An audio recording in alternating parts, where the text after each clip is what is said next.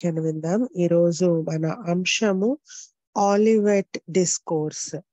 ఒలీవ కొండ మీద ఉన్న యేసు ప్రభువు చేసిన ప్రసంగాన్ని మనము ధ్యానం చేద్దాము. ప్రియ సహోదరి సహోదరుడా, ఈ యొక్క వాక్య భాగాన్ని మనం చూస్తే మత్తయి సువార్త 24వ అధ్యాయంలో యేసు ప్రభువు ఒలీవ కొండ మీద చేసిన ప్రసంగాన్ని మనము చూస్తా ఉన్నాము. ఈ యొక్క ప్రసంగంలో యేసు ప్రభువు తన యొక్క రెండవ రాకడ నిమిత్తము చాలా చక్కగా వర్ణించినట్లు మనం చూస్తా ఉన్నాము. సో రెండవ రాకడ, యేసు ప్రభు యొక్క రెండవ రాకడ అతి సమీపంగా ఉన్నట్టు మనము చూస్తా ఉన్నాము. ఆయన చెప్పినట్టే యుద్ధాలు జరుగుతా ఉన్నాయి. ఆయన చెప్పినట్టే ఆయన రాకడకు సూచనలు మనము ప్రపంచంలో ఎన్నో చూస్తా ఉన్నాము. సో ఈ యొక్క ప్రసంగంలో ప్రభు చెప్పిన కొన్ని విషయాలను మనం ధ్యానం చేద్దాము. మత్తయి సువార్త 24వ అధ్యాయము 4-5 వచనాలు మనం చదివినట్లయితే, యేసు వారితో ఇట్లనెను, ఎవడును మిమ్మును మోసపరచకుండా చూచుకొనుడి. అనేకులు నా పేరట వచ్చి నేనే క్రీస్తునని చెప్పి పలువురిని మోసపరచెదరు. సో అంత్య దినాల్లో చాలా మంది వచ్చి మనల్ని మోసం చేస్తారని ప్రభు చెప్తా ఉన్నాడు.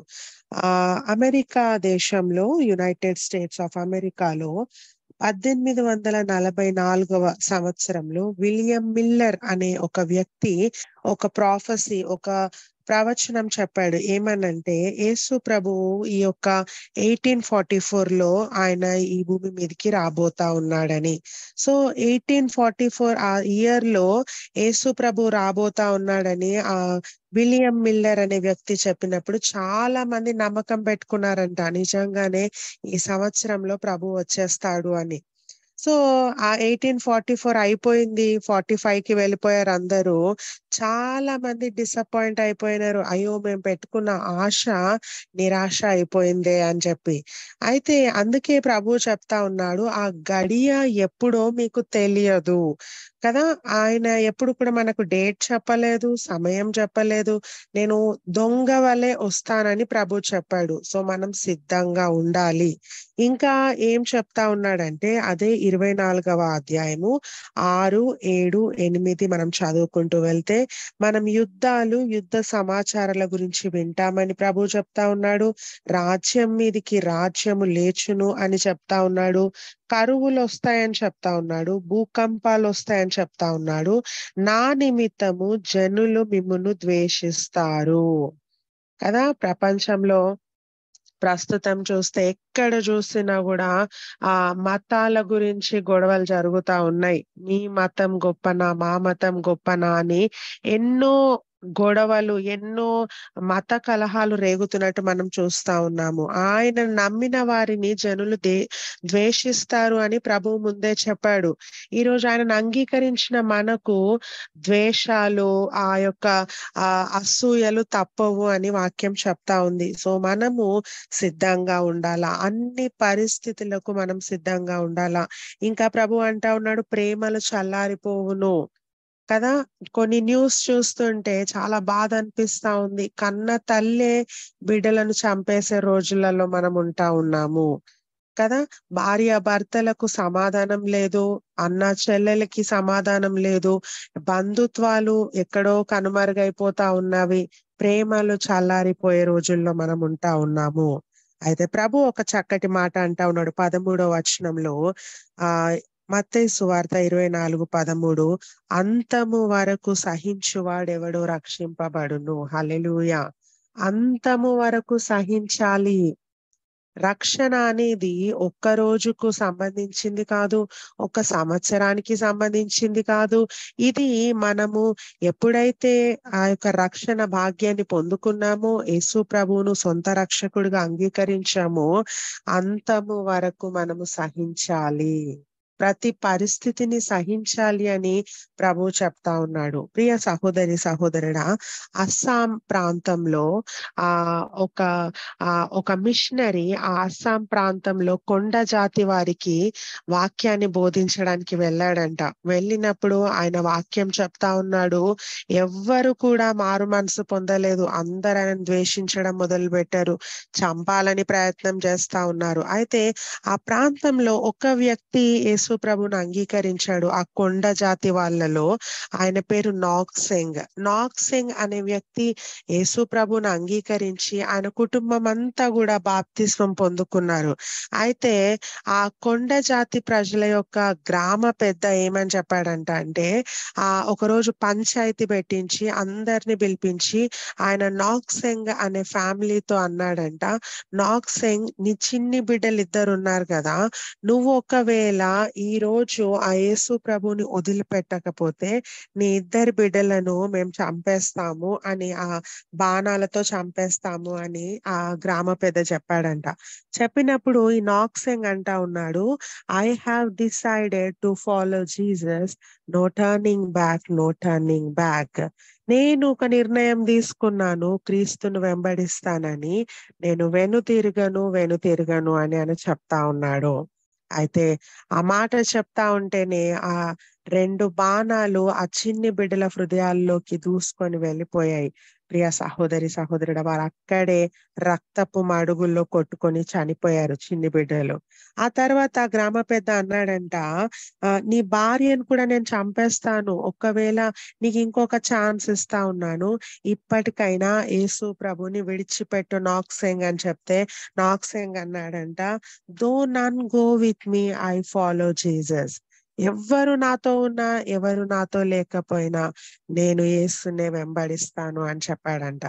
ఇమ్మీడియట్ గా ఆమెను కూడా బాణం విసిరి ఆమెను కూడా చంపేశారు ఆయన భార్యని. ఆ తర్వాత 3వ ఛాన్స్ ఇస్తా ఉన్నాడు. ఆ ఛాన్స్ లో ఆయన అంటా ఉన్నాడు, ఇప్పుడు నీకు చివరి అవకాశం ఇస్తా ఉన్నాను, నువ్వు ఒకవేళ ఇప్పటికీ ప్రభువును వదిలిపెట్టకపోతే నిన్ను కూడా చంపేస్తాము అని చెప్పినప్పుడు ఆయన నాక్సెంగ్ అంటా ఉన్నాడు, the cross before me and the world behind me. నా ముందు సిలువ, నా వెనక లోకము, వెను తిరగను. ఆ చివరికి నాక్సెంగ్ కూడా తన ప్రాణాలు విడిచిపెట్టాడు. ప్రియ సహోదరి సహోదరుడా, ఆ తర్వాత అక్కడ జరిగిన అద్భుతం ఏంటంటే ఆ యొక్క గ్రామ పెద్ద ఆలోచించడం ప్రారంభించాడు. ఈ ఈ కుటుంబం అంతా ప్రాణాలు అర్పించారంటే బహుశా వీళ్ళు అంగీకరించిన దేవుడు నిజమైన దేవుడు కావచ్చని ఆ గ్రామ పెద్ద అదే రోజు అక్కడ బాప్తిస్మం పొందుకున్నట్టు మనం చూస్తా ఉన్నాం. ఆ తర్వాత అస్సాం ప్రాంతంలో అనేకులు యేసు ప్రభువుని అంగీకరించినట్టు చూస్తా ఉన్నాం.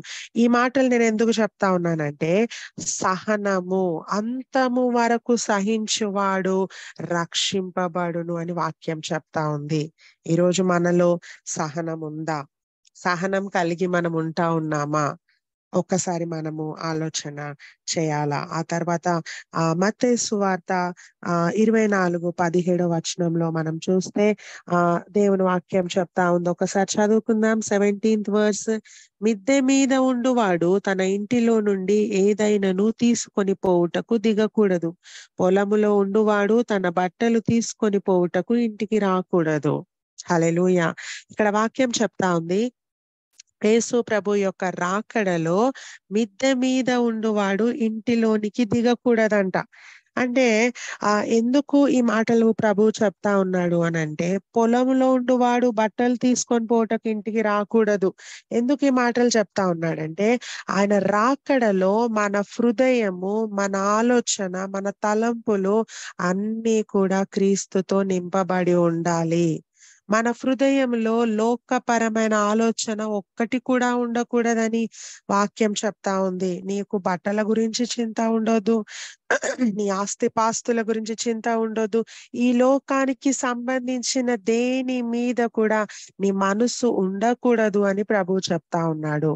లోతు దినాలను మనం చూస్తే దేవుడు చెప్పాడు, ఆ లోతు భార్యకి తన కుటుంబానికి ఒక హెచ్చరిక ఇచ్చాడు. ఏమనంటే, నువ్వు తిరిగి చూడొద్దు, వెనకకు తిరగకమ్మా, నిన్ను నేను చక్కటి ప్రదేశానికి నేను తీసుకొని వెళ్తాను, నువ్వు ఈ లోకం వైపు చూడకు అని ప్రభువు చెప్పాడు. కానీ ఆమె మనసంతా లోకమే ఉంది, ఆమె మనసంతా సంపాదన మీదనే ఉంది, ఆమె మనసంతా ఈ లోకంలో ఒకరోజు మహా మిక్కుటమైన వేండ్రముతో ఆ పంచభూతములతో అవన్నీ లయమైపోయే ఆ యొక్క ఈ లోక సంబంధితమైన వాటి మీద ఆమె మనసు ఉంచుకుంది కాబట్టి ఆమె ఉప్పు స్తంభంగా మారిపోయింది. ఈరోజు దేవుడు చెప్తున్న మాట ఏంటంటే, ఆయన మన సంఘాన్ని తీసుకోవడానికి యేసు ప్రభు రెండవ రాకడలో ఆయన వస్తున్నాడు కాబట్టి, ఆయన వచ్చేటప్పుడు మన హృదయము బట్టల మీద గాని, ఇంటి మీద గాని, ఇంకా ఏ వస్తువుల మీద గాని ఉండడానికి వీలు లేదు. సో మన హృదయాలను సిద్ధపరచుకుందాం. శరీరాశ, నేత్రాశ, జీవపు డంబము అనే వాటిని విడిచిపెట్టాలని ప్రభువు చెప్తా ఉన్నాడు. అందుకే వాక్యం చెప్తా ఉంది, పైనున్న వాటి మీదనే మీ మనసు ఉంచుకొనుడి గాని కిందున్న వాటి మీద మీ హృదయము ఉండకూడదు. సో ఇంకా ముందుకెళ్తే 21వ వచనంలో యేసు ప్రభు ఒక మాట అంటా ఉన్నాడు. ఆ మహాశ్రమల కాలం రాబోతా ఉంది. లోక ఆరంభము నుండి ఇప్పటి వరకు అట్టి శ్రమ కలుగలేదు, ఇక ఎప్పుడును కలుగబోదు. సో 7 ఏండ్ల శ్రమల కాలము ప్రపంచం అంతటి మీదికి రాబోతా ఉంది. ఆ శ్రమల కాలం ఎటువంటిదంట అంటే, భూమి ఆరంభించబడినప్పటి నుండి ఇప్పటి వరకు రాలేదంట, రాబోవంట అటువంటి శ్రమలు. అంటే కొన్నిసార్లు శ్రమలు వచ్చినప్పుడు మనం అంటాం, ఇంత కష్టము ఎందుకు దేవా నాకు అలో చేసావని అంటా ఉంటాం. కానీ అంతకు మించిన కష్టము, అది ఎవరు వర్ణించలేని బాధ, నొప్పిని దేవుడు అలో చేయబోతా ఉన్నాడు ప్రపంచం అంతటి మీదికి. సో ఆ 7 ఏండ్ల శ్రమల కాలం నుండి నువ్వు నేను తప్పింపబడాలంటే, ప్రియ సహోదరి సహోదరుడా, మనము దేవుని రాకడకు సిద్ధంగా ఉండాలా. యేసు ప్రభు యొక్క రెండవ రాకడ 2 విధాలుగా విభజింపబడింది. ఒకటి, ఆ రెప్పపాటున సంఘం ఎత్తబడుతది. మనము మన శరీరాలు మహిమ శరీరాలుగా ఆయనతో ఎత్తబడతాము. ఆ తర్వాత 7 ఏండ్ల శ్రమల కాలం భూమి మీదకి రాబోతా ఉంది. ఆ శ్రమల కాలం ముగించబడినాక యేసు ప్రభు యొక్క బహిరంగ రాకడ ఉన్నట్టు మనం చూస్తా ఉన్నాము. ఎందుకు బైబిల్ ఈ మాట చెప్తా ఉందంటే, ఒకసారి చదువుకుందాం. ప్రకటన గ్రంథము 3వ అధ్యాయము 10వ వచనము చదువుకుందాం. నీవు నా ఓర్పు విషయమై వాక్యమును గైకొంటివి గనక భూనివాసులను శోధించుటకు లోకమంతటి మీదికి రాబోవు శోధన కాలములో నేను నిన్ను కాపాడేదను. హల్లెలూయా. చాలా మంది రాప్చర్ ని యాక్సెప్ట్ చేయరు. చాలా మంది ఈ యొక్క యేసు ప్రభు యొక్క రహస్య రాకడను యాక్సెప్ట్ చేయరు. కానీ వాక్యం చెప్తా ఉంది, లోకమంతటికి రాబోవు శోధన కాలంలో నేను నిన్ను కాపాడేదను. ఎప్పుడైతే మనము దేవునితో సహవాసం కలిగి ఉంటామో, ఆయన వాక్యాన్ని గైకొంటామో, ఆయన బిడ్డలుగా జీవిస్తామో, తప్పకుండా లోకమంతటి మీదికి రాబో శోధన కాలంలో మనము ఈ భూమి మీద ఉండము. హల్లెలూయా. ఆయన మనల్ని తప్పిస్తాడు.